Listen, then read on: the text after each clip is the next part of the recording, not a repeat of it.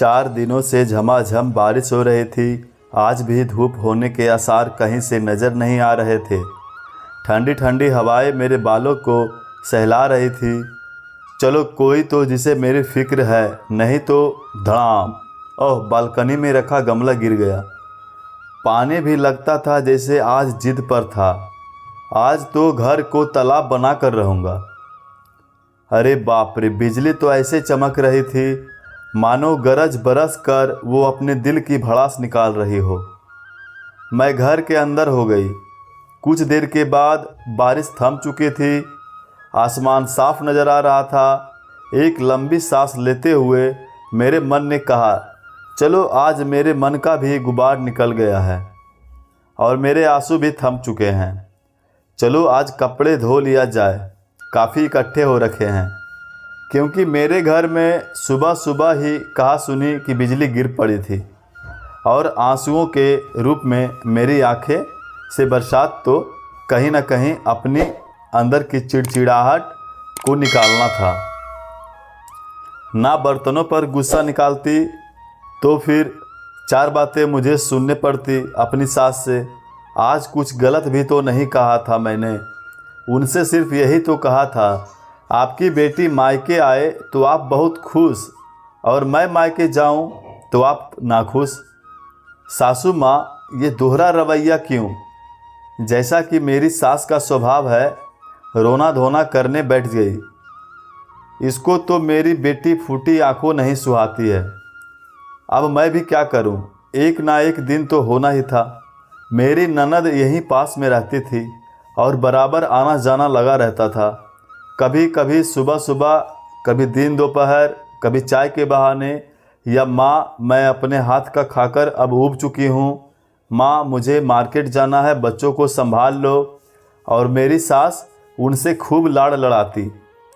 देख तो मेरी बेटी कितनी दुबली हो गई है। बेटा काम के पीछे तू अपना ध्यान बिल्कुल नहीं रखती। यही आ जाया कर, थोड़ा शरीर को आराम भी मिलेगा। और मेरे शरीर का क्या? मेरा शरीर क्या लोहे का बना है? खैर, मुझे 2 साल हो गए मायके गए हुए। जब कभी जाने का नाम लूँ, अरे तू मायके जाएगी तो यहाँ देखेगा कौन और कौन काम करेगा। पर वो भूल जाती है, जिस तरह आए दिन बेटी की सेवा होती है, उसी तरह बेटी भी इनकी सेवा कर सकती है। बस यही बोला मैंने और बुरी बन गई। क्या गलत कहा मैंने, आप ही बताइए। बहरहाल आज दिन में बहू रागिनी न जाने कहाँ मर गई। आई मम्मी, मम्मी जी चाय और पकौड़े बना कर ले आ। देख तो मेरी ननद फिर आई हुई थी। उफ, अब फिर से आदर सत्कार करो, मुझे कोई दिक्कत नहीं है, पर दोनों ये समझती नहीं है। मिलजुल कर का काम निपट जाता है।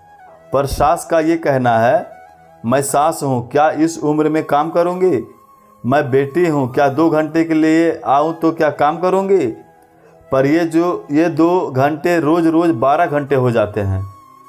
खैर, जाकर चाय पानी दे आई। क्या कर रहे हो भाभी? अरे इसको कोई काम है क्या? जब देखो मशीन में कपड़े लगाकर बैठ जाती है। बर्तन धोने के लिए काम वाली बाई आती है, बस खाना बनाना और खाना। हमारे ज़माने में तो हाथ से कपड़े धोते थे और चकचक साफ होते थे, और देख शरीर भी मजबूत रहता है।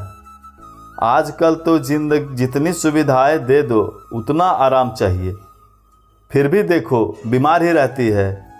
मैं तो अभी भी अपने कपड़े हाथों से ही धोती हूँ। लगता है फिर से मेरे मुंह से कुछ सुनना चाहती है। मैं उनकी इज्जत करना चाहती हूँ, आखिर बड़ी है, मेरी माँ समान है, लेकिन हर समय ताना उल्टा सीधा कहना इस उम्र में शोभा देता है क्या? जबकि वो जानती है करेगी यही, फिर भी पर अब मजबूर कर देती है कुछ बोलने पर। आखिर सुनने की भी हद होती है। फिर भी मैंने भी कुछ सोच कर रहा। हाँ मम्मी जी, जल्दी। मम्मी जी, दीदी आप ही कहिए ना मम्मी जी को, मैं कुछ दिनों के लिए मायके चली जाती हूँ। वैसे भी बीमार रहती हूँ, मुझे भी थोड़ा आराम हो जाएगा। और फिर आप भी तो हैं पास में, देख लेंगी कुछ दिन। वैसे भी कोई काम थोड़े ना है घर का, मैं सिर्फ खाना बनाना और खाना है। हाँ मम्मी, भेज दो भाभी को मायके कुछ दिन, इसे आराम हो जाएगा। ओह, मैं तो सब समझ रही थी मेरे जाने के बाद आराम से गपशप होगा, पर रागिनी की सास के माथे पर बल दिखने लगा। वो मन ही मन सोचने लगी, नहीं ऐसे कैसे होगा। बहू तो सबसे पहले जग जाती है और सबसे आखिरी में सोती है। वह सबके लिए चाय नाश्ता बनाती है, सबके लंच पैक करती है। वो मेरे बेटे पोते और हमारी देखभाल भी करती है, घर की साफ सफाई करती है, घर में क्या है और क्या ख़त्म होने वाला है इन सारी बातों का ध्यान भी रखती है। वह पूरे घर को संभालती है और रिश्तेदारों की खातिरदारी भी करती है। वो सच ही तो कह रही है, उसे तो कभी आराम नहीं मिलता। त्योहार वाले समय में वह और भी काम करती है। वह दिन रात सिर्फ काम में लगी रहती है। मुझे भी तो साफ धुले कपड़े, प्रेस किए हुए कपड़े पहनने को देती है। महीने में एक आध दिन मैं धो देती हूँ तो क्या, और घर का हिसाब किताब भी तो वही देखती है। वो 4 पैसे बचाने के लिए बच्चों को खुद ही पढ़ाती है।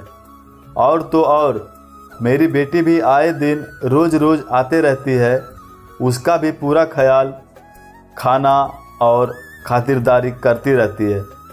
सच में मैंने तो सोचा ही नहीं मेरी बहू तो काम करती है।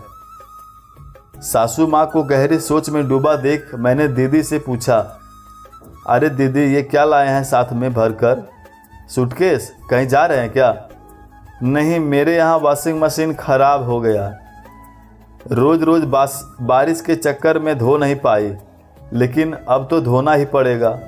सोचा यहीं लाकर धो दूँ। आप मशीन लगाए हो तो उसमें डाल दो। आपको कैसे पता? वो आने से पहले मम्मी से बात हुई थी, उन्होंने कहा था कि अच्छा जी। ओहो, दीदी कपड़े पहले कपड़े हैं, कहते हैं कपड़े तो मैंने धो लिए और मशीन में कपड़े मत धोया करिए, नहीं तो मेरे जैसे बीमार पड़ जाएंगी। अभी तो मम्मी जी कह रही थी हाथ से धोना चाहिए, शरीर मजबूत होता है ना। मम्मी जी रागिनी की सास को कुछ कहते नहीं बना, अपनी कहे बात में उलझ गई थी। हाँ, एक काम कर, तू अपने मायके चली जा, थोड़ा आराम करके आना। सच में मम्मी जी, कुछ दिनों के बाद? आहा, मायके जैसा सुकून तो कहीं नहीं है। दिन बीत गए पर मन भी भरा, पर सोच रही हूँ अब चली जाऊँ।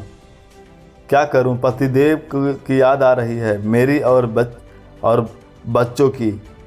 और सासू माँ, बहू तू कब आएगी और मायके में और कितना आराम करेगी? आ जा जल्दी, तेरे बिना ये घर काट रहा है और मेरे घुटने का दर्द बढ़ गया है। मुझसे जब कपड़े नहीं धुलते, खाना भी जैसे तैसे बनाती है। मम्मी जी, टिकट जैसा होता है आती हूँ, तब तक दीदी को कह दीजिए वो आकर। अरे उसे अब झांकने की फुर्सत नहीं है, कहती है समय नहीं मिलता है आने के लिए। जब से तू गई है गिनती के 4 दिन बस आई है, तू बस जल्दी आ जा। आती हूँ मम्मी जी, चलिए अब सामान पैक कर लूँ, बरसात का मौसम भी ख़त्म हो गया है।